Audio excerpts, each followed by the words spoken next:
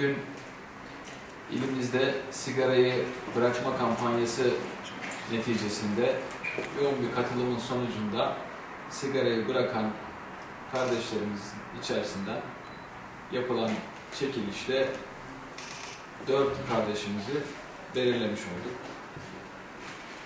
Rabbim bu şekildeki azimlerini, devamını nasip etsin inşallah.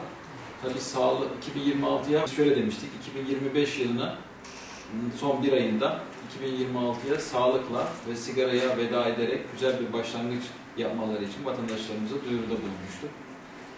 Ve bu duyurumuza kulak veren 210 hemşerimiz kampanyaya katıldılar ve bugün 4 talihli kardeşimizi de bu gayretlerinden dolayı ödüllendirmiş oluyoruz. Aslında burada herkes kazandı.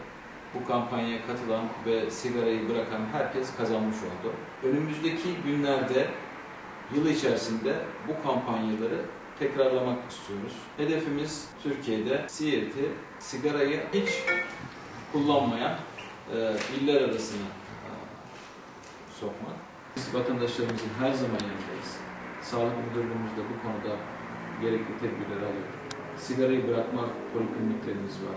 207 sayılı kanun uygulanması konusunda başta kamu kurum ve kuruluşlarımız olmak üzere tüm özel kamuya açık yerlerde dumansız hava sahasının sağlanması açısından da vesilerimizin bu vesileyle ben 2026 yılında Siirt'te bir sigarayı bırakma yılı ve çabasının taçlanacağı bir zaman dilimi olarak ilan etmek istiyorum.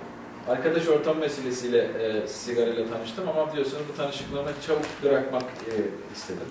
Yıllardır sigarayı bırakmaya çalışıyordum. Bu kampanya sayesinde sigarayı bıraktım. Emeği geçen herkese teşekkürler. Valiliğimizin himayelerinde İl Sağlık Müdürlüğü koordinasyonunda yürütülen sigarayı bırak kazan kampanyasına ben de katılmış bulunmaktayım.